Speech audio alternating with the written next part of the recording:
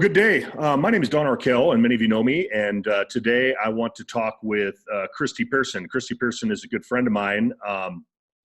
As you know, I'm a credit union consultant, and I travel the country working with credit unions on their lending side, their contact center side. I work with senior management and board of directors on developing a sales culture in their credit union, primarily focusing on remote delivery of lending products. So today I'd like to introduce you to Christy.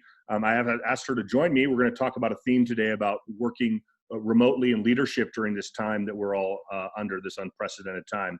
So real quick, Christy is with Strategic Talent Solutions. She is a senior consultant there. Her core areas of expertise include individual and team assessment and developing executive level coaching, succession planning, and the design and implementation of leadership development programs. Christy works with both privately held organizations and public corporations. I first met Christy when she was on the board of directors at a Colorado credit union, and so she kind of knows how the sausage is made at a credit union, and she's intimately familiar with the workings, but her experience is pretty vast. She works in several different industries as well: insurance, real estate, pharmaceutical, construction, financial services, nuclear manufacturing, as well as credit unions. As far as her CV goes, Christy earned her PhD in counseling and psychology from Oklahoma State University, go Cowboys, and is often a disappointed but loyal OSU sports fan. She also completed her internship at UC Health here in Colorado, and she is a fellow with the Institute of Coaching, McLean Harvard Medical School. And as I said before, I first met her when she was on the board of directors. So Christy, I'd like to turn it over to you, and let's just talk about these times that we're in right now, and what are some leadership challenges that you can help my credit unions kind of navigate through. Yeah, well, thank you for that introduction. And there certainly are a lot of them right now, and I'm guessing that you're seeing a lot of it. And what I'm hearing mostly from leaders is just trying to adapt to what this new normal is, and that's a word we're seeing everywhere. I think we're at a point where new routines are starting to get into place as people are working remotely. They're starting to figure out how to adapt, having both parents in the home, kids in the home, doing school work, and fulfilling the requirements of their job. And so I think certainly being adaptable is required right now. And I think what I'm starting to see from some of my leaders is the resiliency. And that's been actually really great.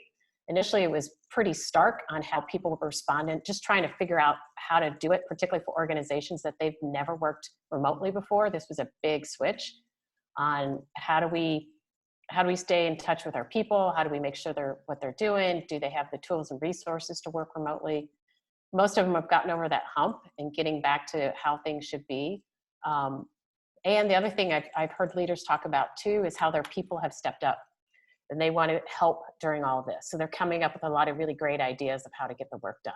So a lot of good stuff I'm hearing. Certainly the anxiety is still there. The unknown is still there, but I'm starting to see a lot more resiliency in the leaders and resiliency within their people.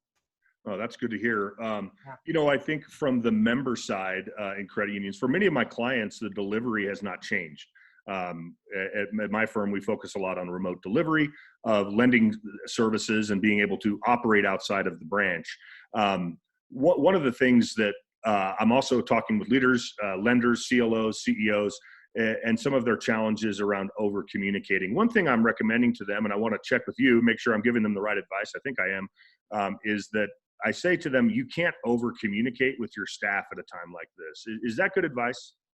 Yeah, it's great advice. And I think you're absolutely right, is we have to communicate. And anytime there's a vacuum of information, people are going to fill it with negative information, and it's often incorrect. And so leaders need to communicate a lot. They need to be very consistent in that messaging. And then follow up. And do people understand it? Do they know what they're supposed to do with that information? Do they know how to share that information?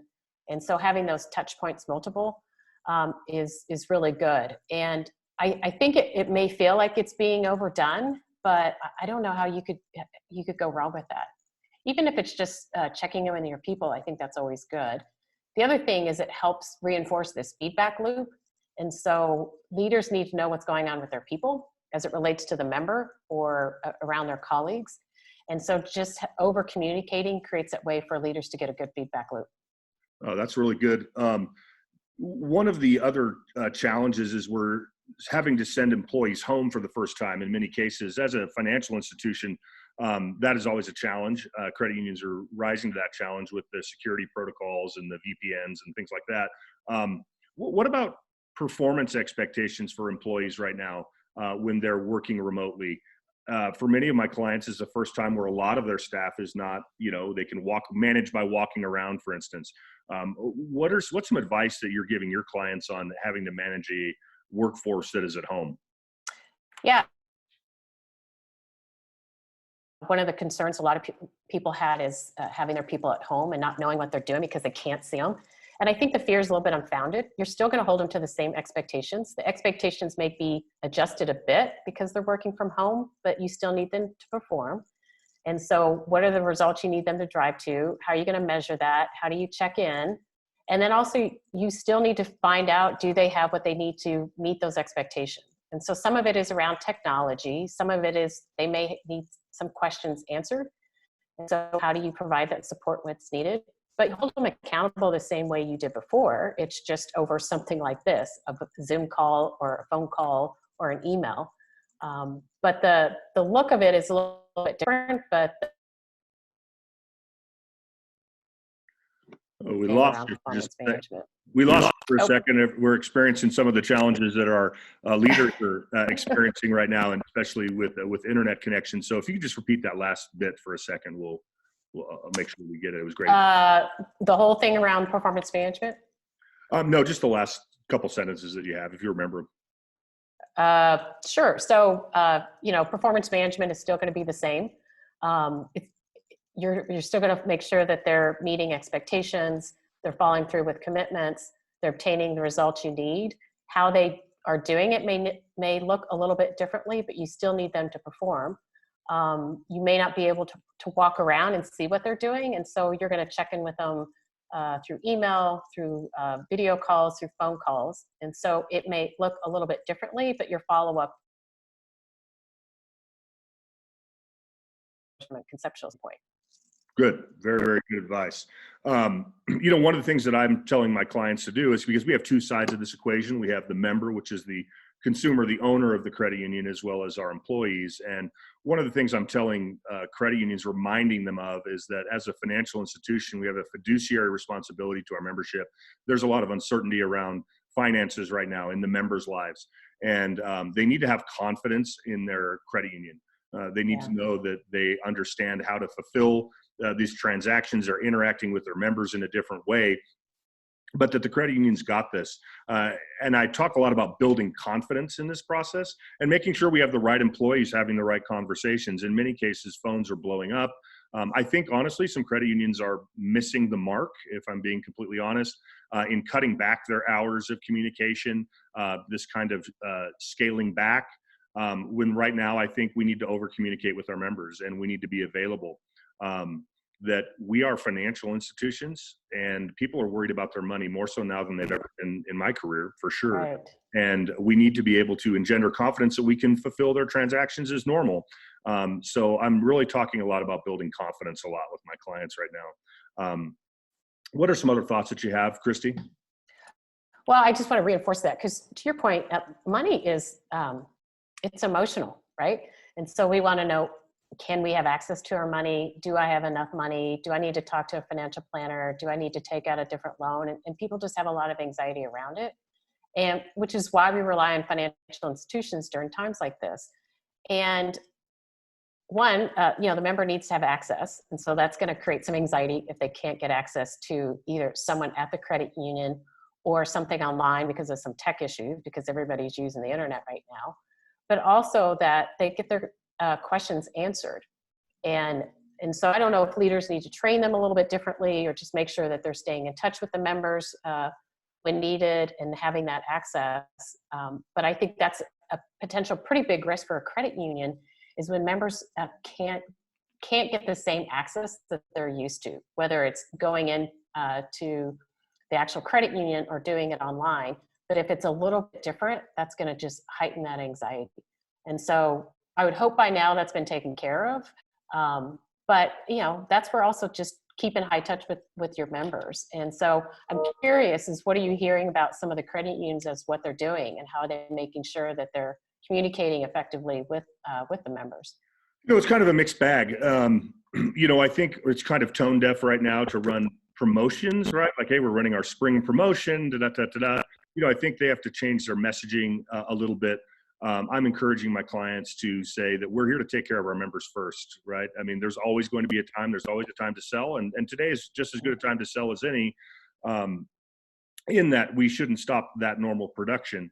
But as far as communicating with our members, we need to let them know that we're going to take care of them first. Now, that may sound a little short-sighted, but the members are the owners of the credit union, and we need to make sure that we're taking care of them.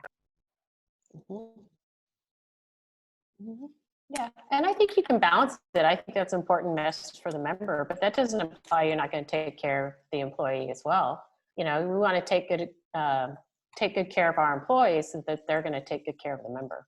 Yeah, no, right. Just to clarify, I was speaking about from a marketing message and stuff like that. I mean, obviously, we're going to take care of our members, but that's the messaging to the membership. I mean, the taking care of our employees and doing that deal is just part of the standard care. But no, the messaging to the membership, which is more what the credit unions focus on right now. Mm-hmm. Yep. And what are you seeing around planning? I was curious about that. Is we're in the middle of this crisis, but there will be a post-COVID. And so that's something that leaders are starting to get into now around scenario planning and trying to predict what's it going to look like post-COVID. And I don't know if you've heard from some of the leaders on what they're doing at the credit unions. Sure. No, that's a great question. I just got off the phone with a CEO today on the East Coast. And, this will pass, right? We're not sure what the future looks like. I think our horizons have shortened and tightened up quite a bit. In my conversations with him, it was like, let's talk about the next 90 days. What do the next 90 days look like? But we still have an organization to run. We still have our strategic planning that we need to do. But right now it's about the next 90 days are going to really determine a lot and kind of set the tone, I believe, for the rest of this year.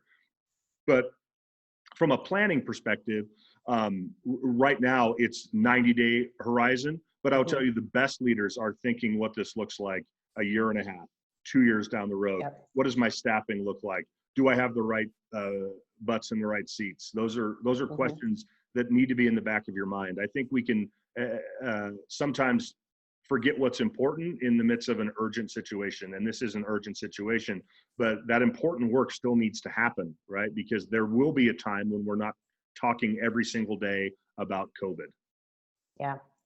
Well, and I think that's the difference between a leader and a great leader is they have that maturity and wisdom, either because they've been through this before, or they just have that understanding is we have to look ahead and we can't be so reactive and just looking down in the moment and trying to figure out for the moment. Is you got to be able to shift and take what's going on right now, but also keep an eye on what's going out in the future because it's going to come. So how do you plan for that as well? And I think some leaders that may be a challenge for them is how do you shift back and forth between the short term and long term? But to your point, you got to think out ahead because we're going to get past this. There will be a post-COVID. It will be interesting. We don't necessarily know what it's going to look like, but that scenario planning can help with that also. Oh, that's great. Hey, we're coming up on on a hard stop here, Christy. What are some resources that you can provide? Where you watch this video, that you will be able to download some material that I've provided, and also Christy's going to add to that where they can download just some quick resources. What are some final words that you have for them? Yeah, I think continue to have a plan in the short term and the long term. That helps provide some pretty clear direction for your employees. Keep the communication. To your point, that over communication is super important. And I think the one thing that I haven't brought up yet is this is really a time to be compassionate. This is really stressful a lot. We don't know what's going on with many of the families of our employees. And so we want to be understandable that maybe they're not rising to the occasion that we hoped, but that also could be due to some things that are going on in their home life. And so we do want to be compassionate. We do want to support them. We want them to be at their best. And as leaders, we need to figure out what's the way that we can help them do that. So it was the last point that I don't think I mentioned before.